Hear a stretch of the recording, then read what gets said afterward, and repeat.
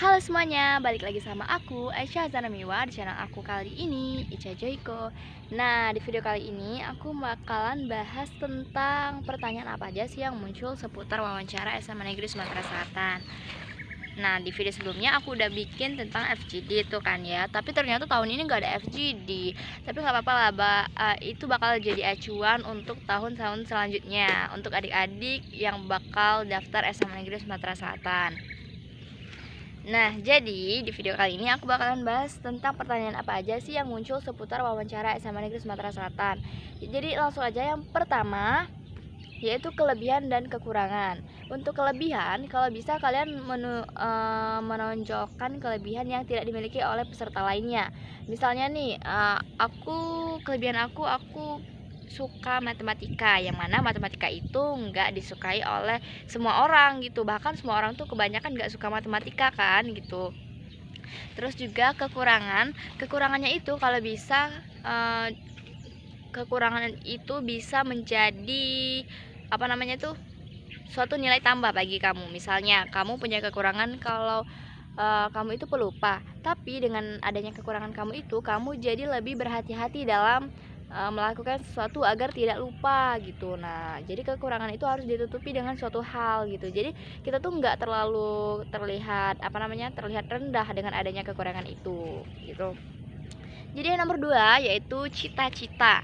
Nah, untuk cita-cita ini kalau bisa berhubungan sama yang namanya pemimpin, karena kan SMA Sumsel itu mencari calon pemimpin masa depan.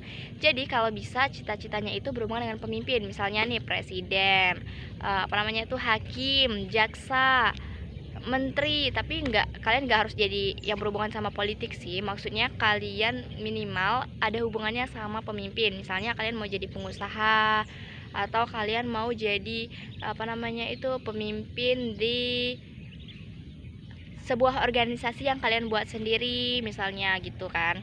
Terus yang nomor 3 itu apa yang membuat kalian pengen banget masuk SMA Negeri Sumatera Selatan. Misalnya dengan adanya kurikulum internasionalnya, dengan uniknya SMA Sumsel misalnya. Intinya kenapa sih kamu tertarik buat masuk SMA Negeri Sumatera Selatan? Misalnya karena adanya sistem house, kan sistem house nggak seluruh sekolah ada gitu kan ya. Nah, jadi kan itulah yang membuat SMA Sumsel itu unik gitu di mata sekolah lain. Jadi mungkin kalian bisa jawab dengan alasan itu kan. Terus juga ada yang nomor 4, tujuan universitas. Nah, kalau dulu sih aku nggak pernah ditanya gitu ya, karena itu udah jauh banget gitu, pikirannya itu udah tinggi banget, udah mikirin universitas gitu kan ya. Nah, tapi kalau bisa kalian pikirin dari sekarang universitas negeri yang menjadi tujuan kalian. Terus juga universitas luar negeri yang mau kalian tuju. Misalnya nih, Monash University atau Stanford, Harvard, misalnya cita-cita aja gitu kan. Terus kalau misalnya universitas dalam negeri, kalian pengennya Universitas Indonesia misalnya. Terus kalian juga cari jurusan yang kalian minati itu apa gitu. Nanti ditanya-tanya gitu kan. Intinya tujuan universitas itu ditanya, tapi nggak semua orang mungkin ditanya gitu, karena itu udah tinggi banget pertanyaannya, udah mikir setelah SMA gitu mau ngapain intinya. Terus nomor 5, kontribusi. Baik, kontribusi itu maksudnya apa yang bakal kalian beri setelah lolos SMA Sumsel atau ketika masih di SMA Sumsel. Misalnya kontribusi saya di SMA Sumsel, nanti saya mau membuat SMA Sumsel lebih dikenal lagi oleh masyarakat di Indonesia, misalnya kontribusi kan gitu. Terus kontribusi bagi masyarakat, misalnya saya ingin mengadakan pelayanan masyarakat, misalnya community service gitu kan. Gitu ya, itu namanya kontribusi. Intinya apa yang mau kalian berikan kepada sekolah atau kepada masyarakat atau kepada negara kita, yaitu negara Indonesia. Nah, terus juga Nomor 6 itu hobi. Misalnya hobi aku berenang.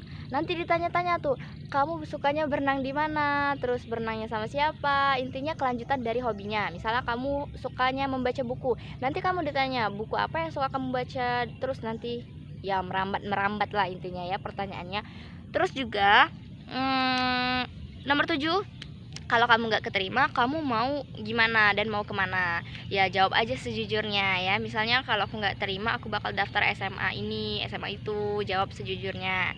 Terus juga kalau aku di tahun 2018 yang lalu, tiga berapa tahun 2000 3 tahun yang lalu ya, 3 tahun yang lalu aku ditanya, Aisyah pernah nggak, katanya pernah nggak diskusi di dalam keluarga. Dia ditanya misalnya, ibu nanya, Aisyah mau makan apa hari ini, terus diskusi, terus keinginan Aisyah dipenuhi nggak, kata bapaknya gitu. Iya dipenuhi. Misalnya saya bilang saya pengen makan kangkung hari ini, iya dipenuhi gitu kan. Jadi si bapaknya itu pengen tahu kita itu pernah bisa nggak sih hidup di dalam lingkungan asrama gitu, bisa nggak sih berbaur dengan orang-orang baru gitu di lingkungan asrama kan. Nah, jadi bapaknya tuh biasanya nanya tentang diskusi, pernah nggak kita tuh diskusi di dalam keluarga, misalnya ngomongin tentang mau jalan-jalan kemana, misalnya ngomongin tentang mau makan apa hari ini gitu, ditanya gitu pernah. Terus juga pernah ditanya, ini bukan aku tapi pengalaman teman aku, ditanya kalau misalnya ada orang yang nembak kamu di SMA Sumsel, kamu bakal nerima nggak gitu kan. Yang namanya wawancara kadang pertanyaannya itu aneh-aneh dan nggak sesuai ekspektasi juga kadang kan, ditanya gitu. Terus kata teman aku nggak bakal nerima katanya gitu.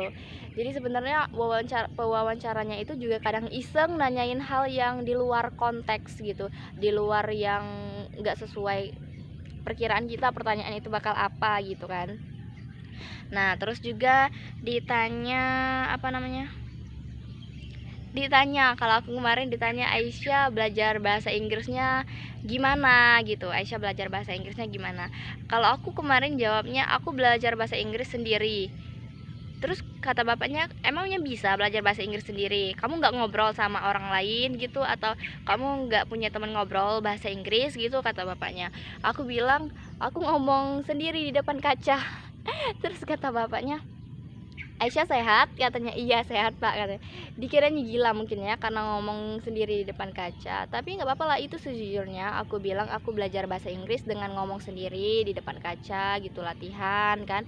Nah bapaknya itu biasanya nanya, gimana kamu belajar bahasa Inggris, apa kamu les, apa kamu privat, apa kamu belajar sendiri gitu ditanya. Tapi nggak semua orang sih ditanya itu, saya rasa. Nah, jadi itu aja pertanyaan seputar wawancara SMA Negeri Sumatera Selatan. Dan iya, ada di kelas aku yang dia bilang dia katanya ikut hataman Quran. Jadi dia juga dites hataman Quran gitu, hafalan ayat Al-Quran. Jadi itu yang mungkin jadi poin uniknya dia gitu. Misalnya kamu ditanya apa yang kamu bisa, kamu bilang kamu pernah ikut taekwondo misalnya. Mungkin kamu bisa tunjukin tunjukin jurus-jurus taekwondo ke bapak pewawancaranya mungkin ya.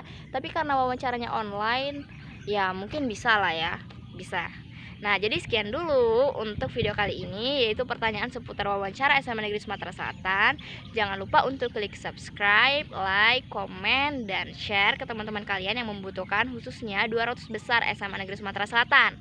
Nah jadi terima kasih sekali untuk kalian yang udah meninggalkan jempolnya dan udah nonton video ini. Terima kasih, semoga kalian bisa lolos ke tahap selanjutnya. Amin ya rabbal alamin. Terima kasih.